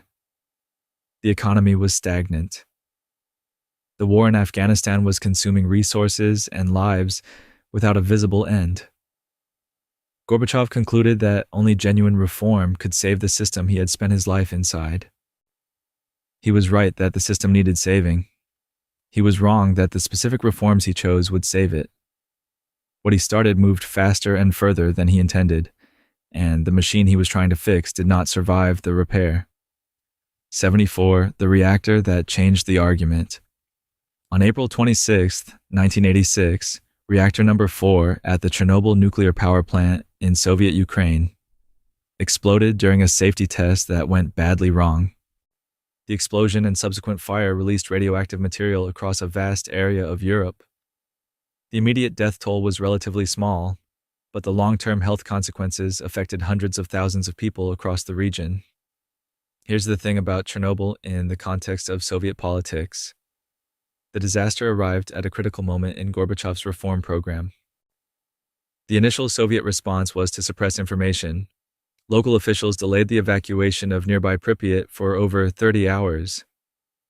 When the scale of what had happened became impossible to conceal, it became a vivid demonstration of exactly the kind of institutional dysfunction that Glasnost was supposed to address. Gorbachev later said that Chernobyl was perhaps the most important factor in convincing him that transparency was not optional. The reactor made the argument he had been trying to make in the most devastating way imaginable. 75. The nationalities the map ignored. One of the structural realities that Gorbachev's reforms began to expose was how much of the Soviet Union's apparent unity depended on suppression. So, the USSR was not a nation-state in the conventional sense. It was a multi-ethnic empire held together by a single-party system that did not permit meaningful expression of national identity outside the ideological framework it provided. When Glasnost created space for public expression, one of the first things that came through that space was nationalism. Here's the thing about the Baltic states: Estonia, Latvia, and Lithuania, which had been incorporated into the Soviet Union in 1940 as part of the Molotov-Ribbentrop Pact's secret protocols. They had never accepted that incorporation as legitimate, and they said so loudly the moment they were allowed to. In 1989, approximately 2 million people formed a human chain stretching across all three countries, roughly 675 kilometers, demanding independence. It was called the Baltic Way, STU, and it was one of the most extraordinary acts of peaceful political expression in the 20th century. 76. The curtain coming down country by country. 1989 was the year the map of Europe began changing faster than cartographers could keep up. Poland held semi-free elections in June, and the Communist Party lost decisively. Within months, a solidarity-backed government was in place. Hungary opened its border with Austria in May, true, and East Germans began fleeing westward through it in large numbers. Czechoslovakia's communist government resigned in November following massive street demonstrations. The Velvet Revolution, named for how smoothly it went. Romania's transition was considerably less smooth. Its communist leader was removed from power and executed on Christmas Day. Here's the thing about the speed of it all. Almost nobody had predicted that 1989 would look like 1989.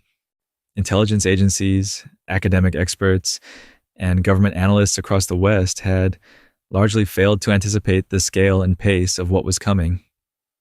History, when it finally moved faster than anyone's model had allowed for. 77. The night the wall came down. The fall of the Berlin Wall is, in the popular memory of the Cold War, the moment everything ended. And there's something true in that, even if the reality was stranger than the symbolic weight suggests. On the evening of November 9th, 1989, an East German Politburo spokesman named Günter Schabowski held a press conference to announce new travel regulations. He had been handed the information shortly before going on camera and had not been fully briefed on the details.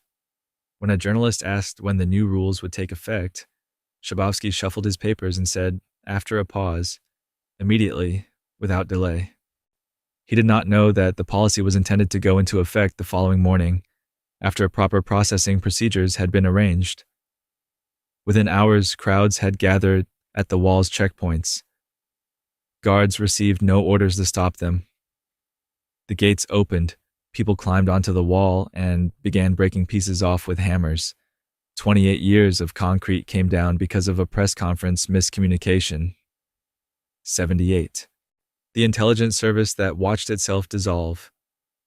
As the Eastern European governments fell through 1989, the intelligence services that had maintained those systems faced an unusual situation. The Stasi, East Germany's Ministry for State Security, had been one of the most extensive surveillance operations in history, employing roughly 90,000 full-time officers and an estimated 174,000 informants in a country of 16 million people. Right. Here's the thing about what happened to their files. As it became clear the government was collapsing, Stasi officers began destroying records, shredding documents around the clock in the final weeks of the regime. Citizens eventually stormed Stasi headquarters in January of 1990 to stop the destruction. Millions of pages had already been shredded, but vast quantities survived. Reunified Germany established an agency to manage the files and allow citizens to request access to their own records.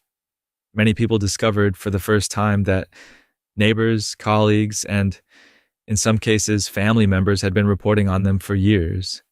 79. The coup that accelerated the end. By the summer of 1991, the Soviet Union was under severe strain, economically, politically, and along its national borders. In August, Chao, a group of senior Communist Party officials and military officers, attempted a coup against Gorbachev, placing him under house arrest at his vacation dacha in Crimea and announcing that he had been removed from power for health reasons. Here's the thing about the coup.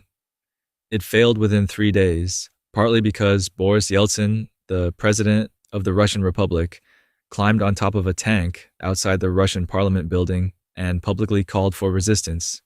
Crowds gathered. Military units that had been ordered to move against the parliament stood down. The coup plotters lost their nerve. Gorbachev returned to Moscow. But the coup had fatally undermined his authority. It had demonstrated both that hardliners were willing to move against him and that his power depended on others being willing to defend it. The Soviet Union he returned to lead was already dissolving. 80. The country that voted itself out of existence.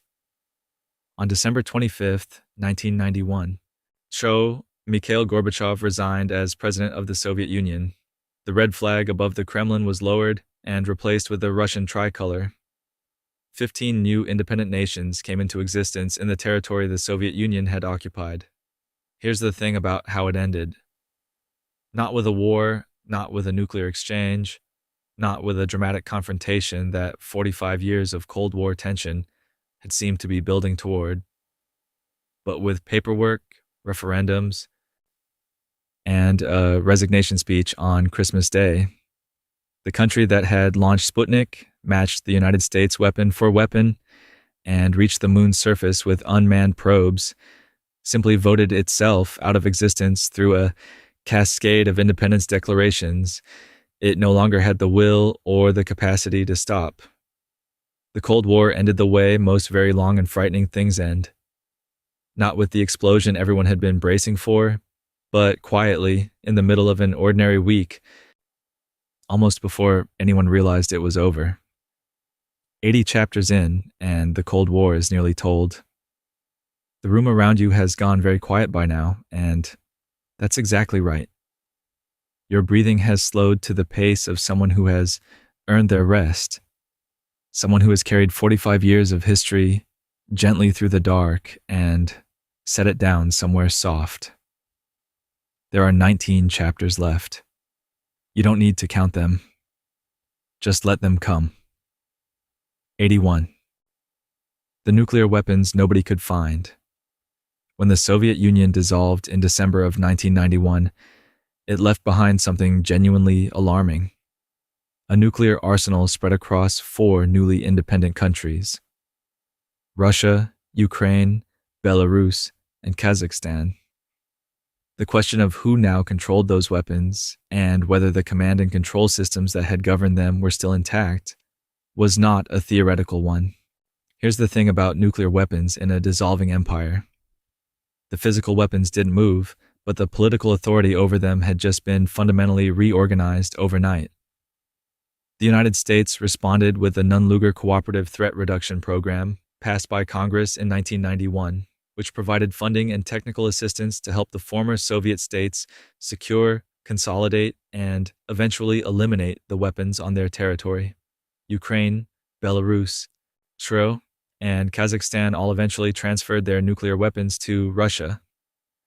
It was one of the quieter and more consequential diplomatic achievements of the post-Cold War era, accomplished mostly without headlines. 82. The scientists who needed new jobs. The dissolution of the Soviet Union didn't just raise questions about weapons. It raised urgent questions about the people who had built them.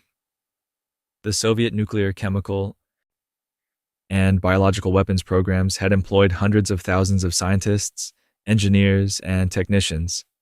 When the Soviet state collapsed, many of them found themselves without salaries, without institutional support, and with knowledge that was extraordinarily valuable to anyone trying to build weapons of mass destruction. Here's the thing about that situation. It was recognized almost immediately as a proliferation risk of the first order. The same Nunn-Lugar framework that addressed the weapons also created programs to redirect former Soviet weapon scientists toward civilian research, providing funding and collaborative opportunities that gave them reasons to stay and work constructively. The program wasn't perfect, and the problem wasn't entirely solved, but it represented a genuinely creative response to a danger that could easily have been ignored in the chaos of the post-Soviet transition. 83. The wall that left a seam. Germany was formally reunified on October 3, 1990, less than a year after the Berlin Wall fell.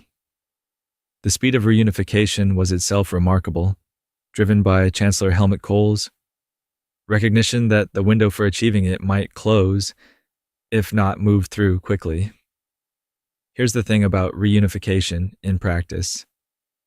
It was considerably more complicated than the celebrations of November 1989 had suggested.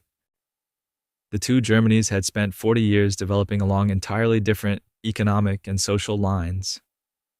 East Germany's economy was far weaker than West Germany's. Factories were uncompetitive, infrastructure was outdated, and the social systems were organized around assumptions that no longer applied. The West German government spent an estimated 1.5 trillion euros over the following 2 decades, transferring resources to the East. A generation later, economic and social differences between Eastern and Western Germany remained measurable. The wall came down in one night. The seam it left behind took considerably longer to fade. 84.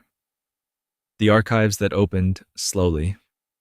One of the stranger after effects of the Cold War's end was what happened to the historical record. Soviet archives, which had been closed to outside researchers for decades, began opening in the early 1990s, partially, selectively, and with considerable variation depending on which institution held which documents. Historians who had spent careers working from inference and fragments suddenly had access to cables, meeting transcripts, and internal assessments that had shaped the confrontation from the Soviet side. Here's the thing about what those documents revealed. Some of what Western analysts had believed about Soviet intentions turned out to be correct. Some of it turned out to be significantly wrong. So, the Soviet leadership during the Cuban Missile Crisis had been more frightened than American analysts realized at the time.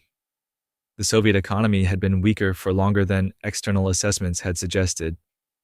History, read from one side only, is always a partial picture. And the archives confirmed that both sides had been, in their own ways, operating somewhat in the dark. 85. The doctrine that outlasted the war. The Cold War ended, true, but many of the strategic doctrines it produced did not retire alongside it. NATO, the military alliance formed in 1949 to coordinate Western defense against Soviet expansion, did not dissolve when the Soviet Union did. Instead, it expanded, admitting former Warsaw Pact members Poland, Hungary, and the Czech Republic in 1999, and continuing to add members in subsequent years. So, here's the thing about institutional momentum. Organizations built for a specific purpose don't always stop when that purpose is resolved. NATO's expansion became one of the more persistent sources of tension in post-Cold War relations between Russia and the West. Russian officials consistently cited it as a provocation, while Western officials consistently described it as a sovereign choice of the countries involved. Both arguments had logic behind them. The alliance that had been built to contain the Soviet Union was still expanding its membership decades after the Soviet Union had ceased to exist. 86. The spies who kept going. The end of the Cold War didn't end espionage. It redirected it. Intelligence services that had spent decades focused on the Soviet target found themselves reconfiguring for a world with different threats and different priorities. But some Cold War spying continued well past the official end of the conflict. Robert Hansen, an FBI agent who'd been passing highly classified information to Soviet and then Russian intelligence since 1979, was not caught until 2001. His betrayals included the identities of Soviet officials secretly cooperating with the U.S., several of whom were subsequently executed.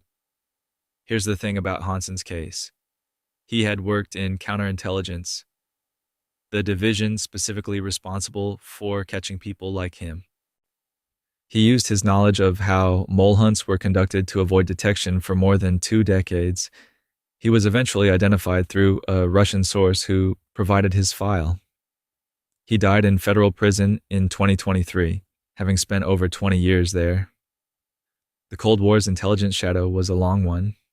87. The tests that kept happening.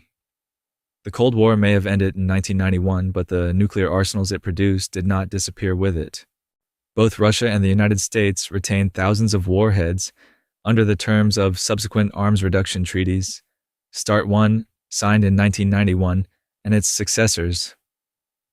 Underground nuclear testing by both countries continued into the early 1990s. The United States conducted its last nuclear test in September of 1992. Here's the thing about the Comprehensive Nuclear Test Ban Treaty. Opened for signature in 1996, it has never entered into force. Entry into force requires ratification by 44 specific countries. As of the time this history was written, 8 of those countries had not ratified it, including the United States, which signed but never ratified, and several others whose participation is considered essential. The treaty exists. It is broadly observed.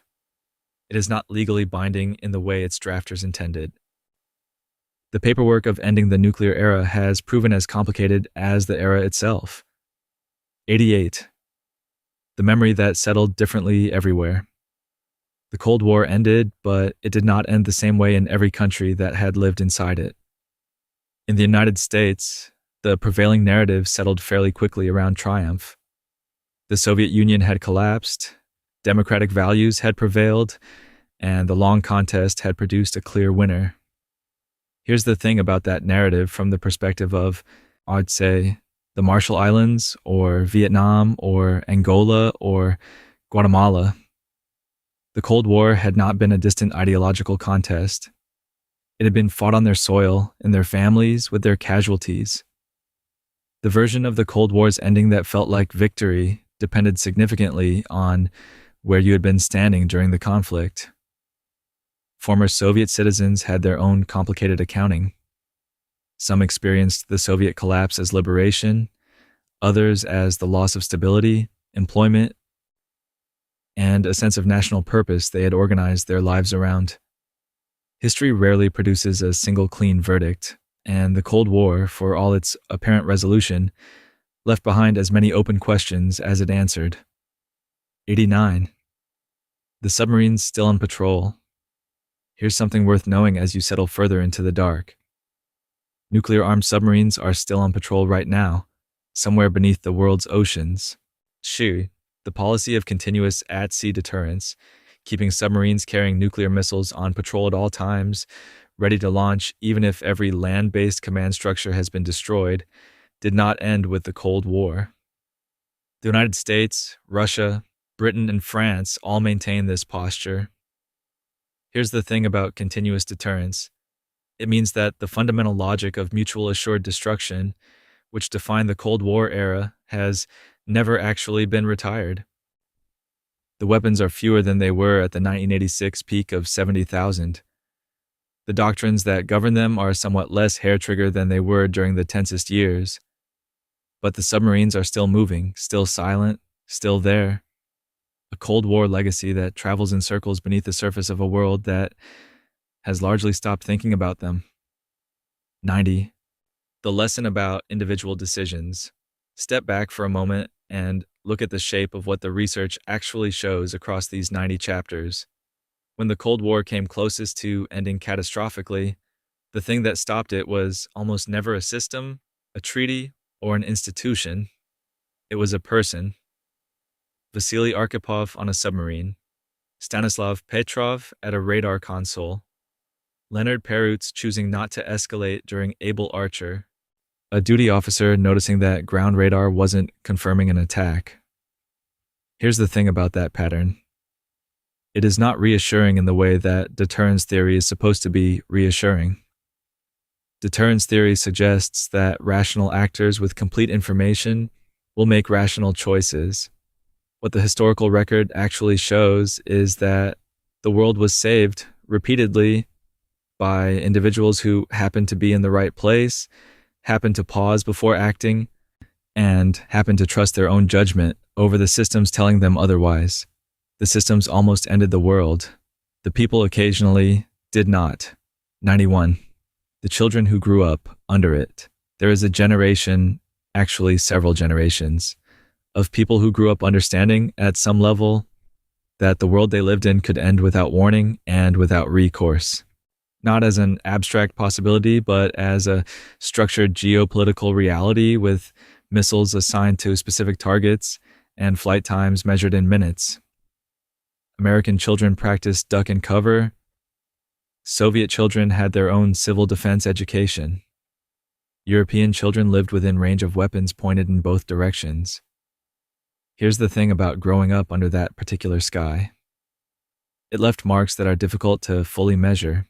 So, psychologists in the 1980s documented what they called nuclear anxiety in children and adolescents, a diffuse dread about the future that influenced how young people thought about career plans, family formation, and long-term investment in anything.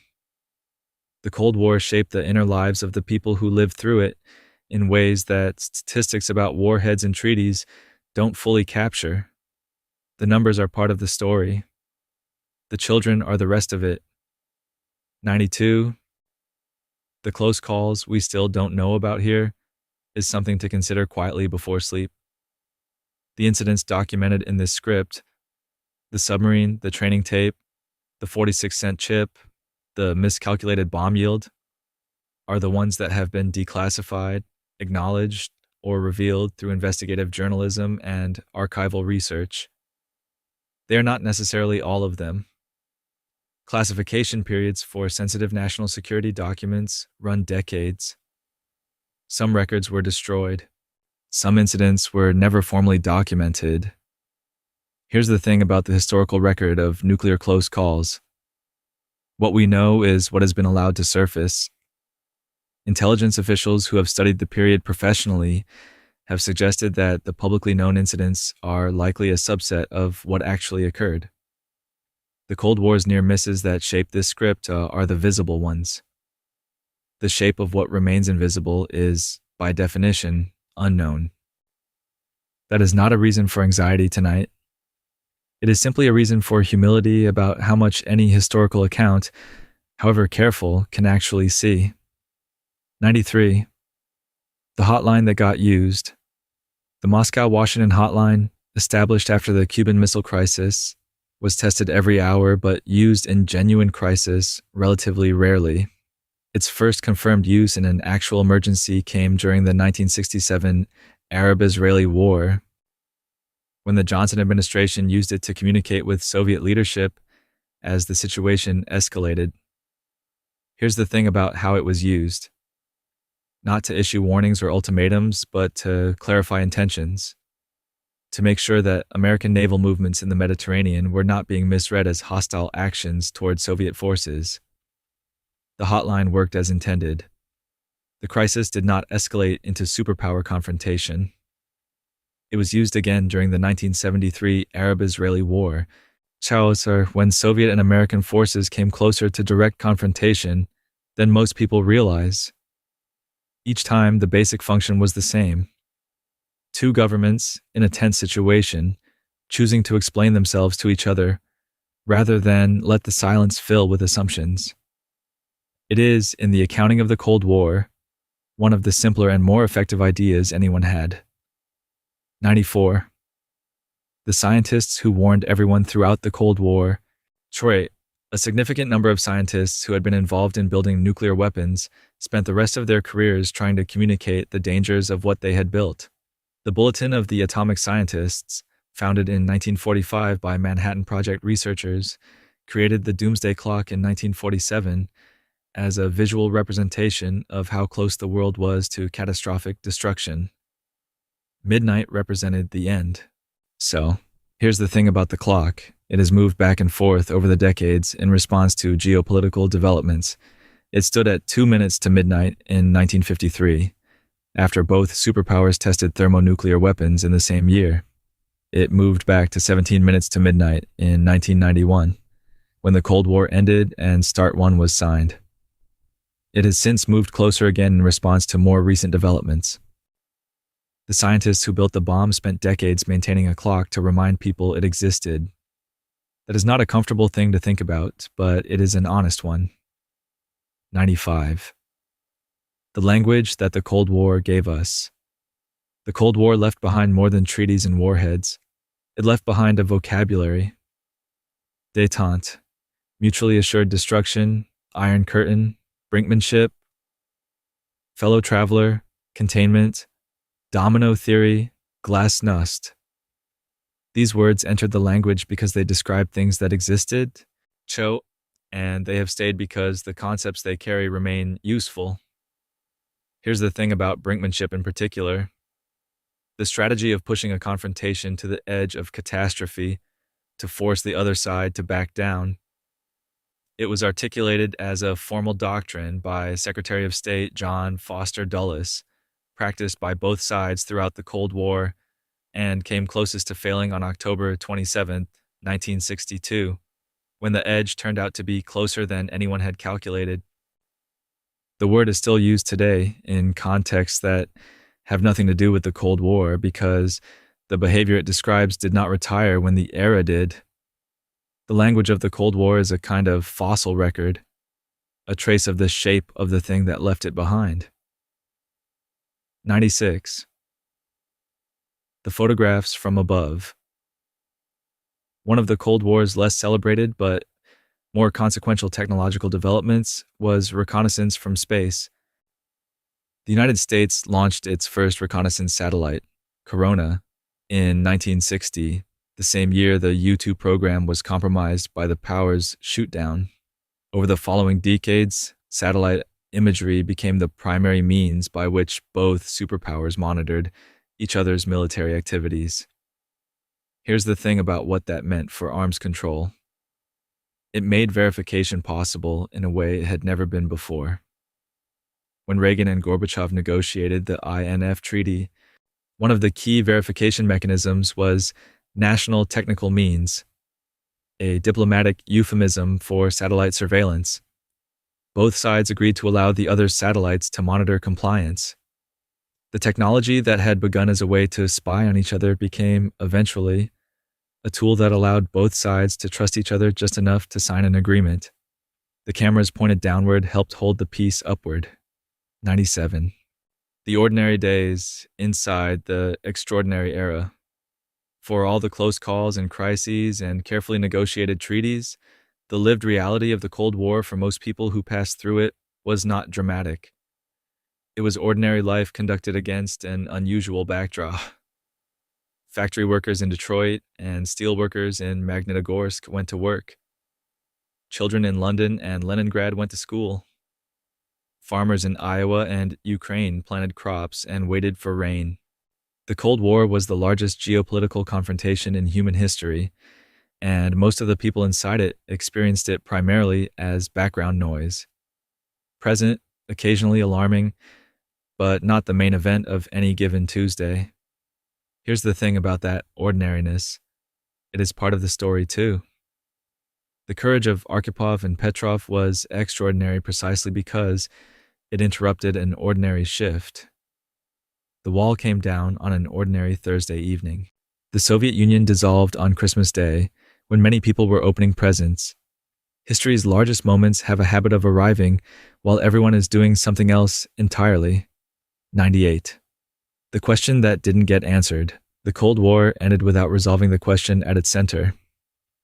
The confrontation between the United States and the Soviet Union was framed, by both sides, as an ideological contest, a struggle between fundamentally different visions of how human society should be organized.